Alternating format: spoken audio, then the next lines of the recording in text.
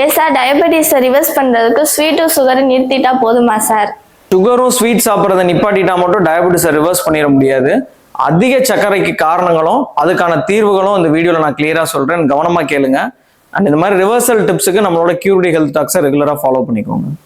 Already ரெஸ்ட்டில் இருக்கிற insulin லிவரும் தேவையில்லாமல் disturb பண்ணி நம்ம அவங்கள டென்ஷன் ஆக்கி ஒரு ஹார்மோனல் இம்பேலன்ஸ் ஸ்டேஜுக்கு வந்துருவாங்க. அப்படி வந்தாங்க அப்படின்னா கல்லீரல் தேவையில்லாமல் குளுக்கோஸை நிறைய ரிலீஸ் பண்ணிகிட்டே இருக்கும் நைட் ஃபுல்லாக. ஸோ அதை கம்மி பண்ணுறதுக்கு ஒரு 12 to 13 hours ஆஃப் ஃபாஸ்டிங், அதாவது ஏர்லி டின்னர் ஒரு 8 மணிக்கெலாம் முடிச்சிட்டோம் அப்படின்னா தேவையில்லாமல் இவங்க செக்ரேட் ஆக மாட்டாங்க. அண்ட் ஃபாஸ்டிங் சுகர் நல்லாவே கம்மியாயிரும்.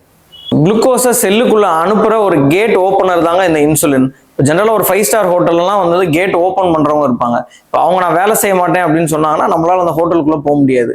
அதே மாதிரி இந்த இன்சுலின் வேலை செய்யலை அப்படின்னா இந்த குளுக்கோஸ்னால அந்த செல்லுக்குள்ளே போக முடியாது. அதுக்கு பேர் தான் இன்சுலின் ரெசிஸ்டன்ஸ். ஸோ அதை இம்ப்ரூவ் பண்ணுறதுக்கு நம்ம சாப்பிட்டு கொஞ்ச நேரம் கழிச்சு ஒரு 20 minutes ஆஃப் வாக்கிங் அது மாதிரி போனோம் அப்படின்னா இந்த இன்சுலினே தேவையில்லாமலே இந்த குளுக்கோஸ் வந்து செல்லுக்குள்ளே போயிடும். இதே மெக்கானிசம் தான் நம்ம எக்ஸசைஸ் பண்ணால் வர பெனிஃபிட் நல்லது அப்படின்னு சொல்றதுக்கும் இதே காரணம் தான். அண்ட் இது பண்ணிட்டோம் இருந்தோம் அப்படின்னா சாப்பிட்டதுக்கு அப்புறம் வரக்கூடிய சக்கரை வந்து நல்லாவே குறைஞ்சிரும். ஸோ நம்ம சுகரே எடுக்கலைனாலும் ஒரு 5 இட்லி 5 சப்பாத்தி 5 தோசை இது மாதிரிலாம் சாப்பிடும்போது சுகர் ஸ்பைக் பயங்கரமாயிரும். அதுக்கு பதிலாக ஒரு வெஜ் சூப், கொஞ்சோண்டு வெஜிடபிள், அதோட சேர்த்து ஒரு எக்கு, ஒரு பயிறு இல்லை சுண்டல், ப்ளஸ் வந்து நீங்கள் இட்லி இல்லை தோசை, மத்தியானம் ரைஸ், அப்படி அதை அளவாக எடுத்துட்டீங்க வந்தீங்க அப்படின்னா கண்டிப்பாக சுகர் ஸ்பைக்குன்றது நல்லாவே குறைஞ்சிரும். அண்ட் இதெல்லாம் ஃபாலோ பண்ணுறீங்க அப்படின்னா உங்கள் டாக்டரை கன்சல்ட் பண்ணிவிட்டு அதுக்கப்புறம் நீங்கள் ஃபாலோ பண்ணிக்கலாம்.